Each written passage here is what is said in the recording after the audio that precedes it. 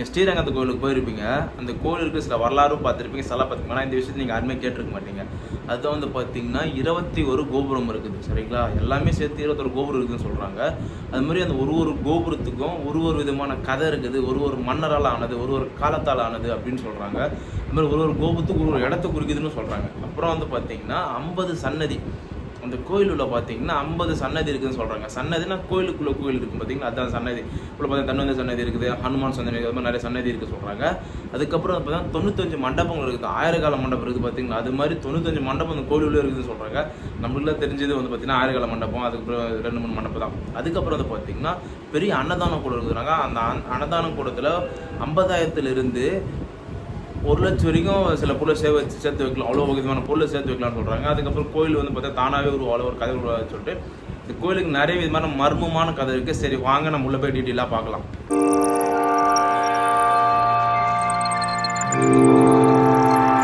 ஸ்ரீரங்கம் கோயில் வந்து பார்த்தீங்கன்னா 21 கோபுரம் இருக்குது. சரிங்களா?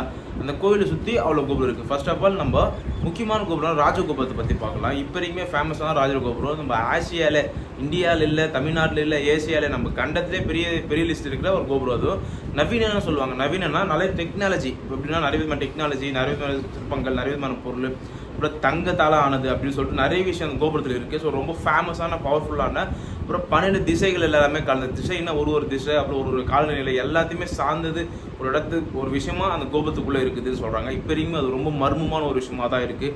கரெக்டாக இதுக்கு தான் அதை பண்ணியிருக்காங்கன்னு யாராலுமே கண்டுபிடிக்க முடியல. அதுக்கப்புறம் கொஞ்சம் கேட்க வந்தீங்கன்னா வெள்ளை கோபுரம் இருக்கும். நீங்கள் எல்லா கோபுரத்துக்குமே பெயிண்ட் பண்ணியிருப்பாங்க. இந்த வெள்ளை கோபுரம் மட்டும் பெயிண்டே பண்ண மாட்டாங்க. ஏன் உங்களுக்கு தெரியுமா? அதுக்கும் ஒரு கதை இருக்குது, நான் சொல்கிறேன். என்னன்னு பார்த்தீங்கன்னா அந்த வெள்ளை கோபுரத்தை வந்து பார்த்தீங்கன்னா ஒரு ஆட்சி காலத்தில் வந்து பார்த்தீங்கன்னா ஒரு பொண்ணு வந்து பார்த்தீங்கன்னா அந்த கோபுரத்து மேலே ஏறி போர் எல்லாமே மக்கள் உள்ள இருந்தாங்க. அப்போ வந்து போராளர்கள் உள்ளே வரும்போது வந்து பார்த்தீங்கன்னா கோபுரத்து மேலேருந்து கீழே விழுந்து அவங்கள வந்து பார்த்தீங்கன்னா அங்கேயே திசையை திருப்பி இப்படி அனுப்பிவிட்டாங்க. ஸோ தன்னுடைய உயிரையே மக்களுக்காக கொடுத்தாங்க அப்படி சொல்கிறதுக்காண்டி அந்த இடத்துல இன்னும் வரைக்குமே பார்த்தீங்கன்னா பெயிண்ட் அடிக்காமல் அந்த கோபுரத்தோடைய வச்சிருக்காங்க. சரிங்களா? அது மாதிரி அந்த கோபுரத்துக்கு சிற்பங்கள் இருக்குது. அந்த கோபுரத்தில் அது மாதிரியான நிறைய விஷயங்கள்லாம் இருக்குது. சரிங்களா? அதனால தான் வரைக்கும் அந்த வெள்ளை கோபுரத்தில் வந்து பார்த்தீங்கன்னா இல்லை அந்த 1000 கால மண்டபம் எதிர்த்தாப்பு இருக்கும் பார்த்தீங்கன்னா அதை வெள்ளை கோபுரம். அது வந்து ஆட்டோ ஸ்டாண்டுன்னு சொல்லுவாங்க. அது சரி.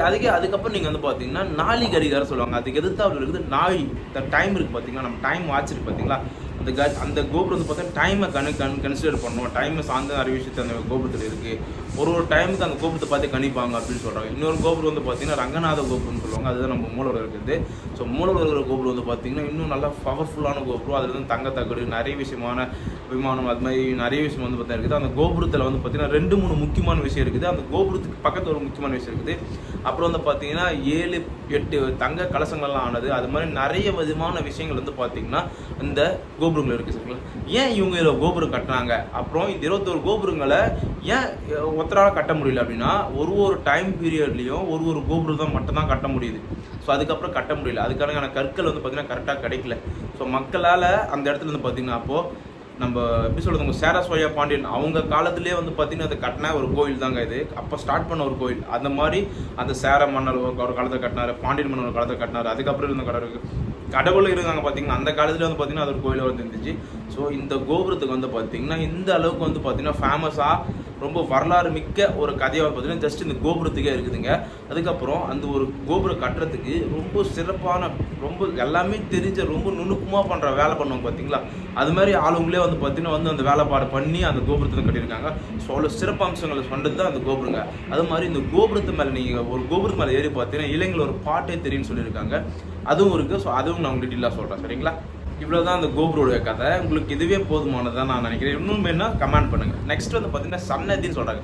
நிறைய பேருக்கு சன்னதினா நிறைய பேருக்கு தெரிஞ்சிருக்கும், தெரியாதவங்களுக்கு சொல்கிறேன். சன்னதினா இந்த கோயிலுக்குள்ளே ஒருத்தருக்கு அங்கங்கே கோயில் கட்டியிருப்பாங்க பார்த்தீங்கன்னா, அதுதான் சன்னதின்னு சொல்கிறாங்க. எனக்கு தெரிஞ்ச வரைக்கும் இங்கே வந்து பார்த்தீங்கன்னா நிறைய சன்னதி இருக்குது. நம்ம தன்வந்திரி இருக்கார் பார்த்தீங்களா, அவருக்கே அங்கே ஒரு சன்னதி இருக்குது. தன்வந்திரி யாரும் உங்களுக்கு தெரிஞ்சால் கமெண்ட் பண்ணுங்கள்.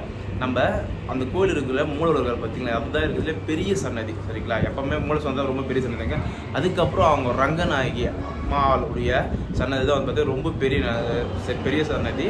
அம்மா வந்து பார்த்தீங்கன்னா எப்பவுமே அந்த சன்னதி விட்டு வெளியே வர மாட்டாங்க அப்படின்னு வந்து சொல்கிறாங்க நிறைய பேர். அதுக்கப்புறம் ஹனுமான், ஓகேங்களா, பஞ்சமூல அனுமான், அவருக்கும் ஒரு சன்னதி இருக்குது. பஞ்சமூல அனுமான் அப்படின்னா என்னன்னு பார்த்தீங்கன்னா, பஞ்சமூலனா பஞ்ச சக்தியான எல்லாத்தையுமே வந்து பார்த்தீங்கன்னா அவர் கொண்டு வச்சிருப்பார். அவர்கிட்ட எல்லா விதமான சக்தியுமே அந்த இடத்துல வந்து இருக்கும். காற்று, நில, நீர், அது மாதிரி ஆகாயம், நிறைய விதமான விஷயத்தெல்லாம் கொண்டு இருப்பாங்க பார்த்தீங்களா. அந்த வார பஞ்ச அனுமானுக்கும் ஒரு சன்னதி சொல்கிறாங்க. இந்த உலகத்தில் வந்து பார்த்தீங்கன்னா தன்வந்திரி அப்படின்னு ஒரு கடவுள் இருக்கார். அவர் தான் வந்து பார்த்தீங்கன்னா இந்த மருத்துவம் சார்ந்த விஷயத்தோ இந்த மூலிகை சார்ந்த விஷயத்தை எல்லாமே வந்து பார்த்தீங்கன்னா பண்ணது சரிங்களா. பெருமாள்கிட்ட இருந்தே வந்து பார்த்தீங்கன்னா பெருமாளே வந்து அவருக்கு சொன்னாங்க இந்த ஓகேங்களா, இந்த பால்கடலில் கரையும் போது வைகுண்டம் அது மாதிரி சில விஷயத்தில் வந்து பார்த்தீங்கன்னா அந்த எல்லா விஷயத்தையுமே ஒரு இந்த விஷயத்துக்கு இந்த சாப்பிட சரியாகும்னு சொல்லிட்டு மக்களுக்கு சொல்லிக் கொடுத்த காலத்திலிருந்து அந்த காலத்திலிருந்து தன்வந்திரி அவர் தான் வந்து பார்த்தீங்கன்னா இந்த மூலிகைகள் இந்த மருந்தங்கம் இதில் எல்லாத்தையுமே பார்த்தீங்கன்னா பவர்ஃபுல்லான ஒரு ஆள். ஸோ அவருக்கு வந்து பார்த்தீங்கன்னா ஸ்டார்டிங்கில் தன்னை சன்னதி இருக்குது. ஆனால் அவர் சன்னதி பார்க்கறதுக்கு இந்து பீப்புள் மடத்தை அளவுன்னு அந்த கோயிலில் போட்டு வச்சிருக்காங்க சரிங்களா. அது மாதிரி நிறைய ஃபாரினர்ஸ்லாம் வந்து பார்ப்பாங்க, அதனால இருக்குது. அதுக்கப்புறம் வந்து பார்த்தீங்கன்னா லாட் ஆஃப் கடவுள் ஓகேவா. அந்த இடத்துல வந்து பார்த்தீங்கன்னா நிறைய ஒரு கடவுளாக இருக்குது. உங்களுக்கு ஒரு முக்கியமான சொல்கிறேன், ஒரு முஸ்லீம் வந்திருக்காங்க ஓகே. அந்த முஸ்லீம் ஒரு பொண்ணு வந்து பார்த்தீங்கன்னா அவங்களுக்கு வந்து பார்த்தீங்கன்னா அந்த அளவுக்கு அவங்க அவருடைய பக்தி கொடுத்ததால அவங்களுக்கே அவங்க ஒரு சன்னதி இருக்குன்னு சொல்கிறாங்க. ஸோ அப்போ ஒரு முஸ்லீமுக்கு வந்து பார்த்தீங்கன்னா எந்த அளவுக்கு அவங்க அந்த இடத்துல இப்போ சன்னதி பண்ணியிருக்காங்கன்னா நீங்கள் உள்ள போய் கண்டிப்பாக செக் பண்ணி பாருங்கள். நான் உங்களுக்கு இங்கே பிப்பில் கொடுக்குற அந்த வீடியோவும் பாருங்கள் சரிங்களா. அதுக்கப்புறம் வந்து பார்த்தீங்கன்னா சன்னதியான விஷயம் வந்து பார்த்தீங்கன்னா இதுதான் முன்னோர் காலத்தில். அதுக்கப்புறம் நிறைய வகை சன்னதி, அதுக்கு படிப்படியாக வந்து சன்னதி சொல்லிட்டு நிறைய விஷயம் இருக்குது. ஸோ அதெல்லாம் நம்மளுக்கு சொன்னால் வந்து பார்த்தீங்கன்னா ரொம்ப டைம் ஆகும். ஸோ சன்னதினா பார்ட் 2 வந்து பார்த்தீங்கன்னா இன்னும் பெண்டிங் இருக்கிற எல்லா விஷயத்தையும் எல்லா ஹிஸ்ட்ரியுமே பார்த்தீங்கன்னா சொல்லியிருக்கேன். அதோட லிங்க் இருக்குது, டிஸ்கிரிப்ஷன் மறக்காமல் பாருங்கள்.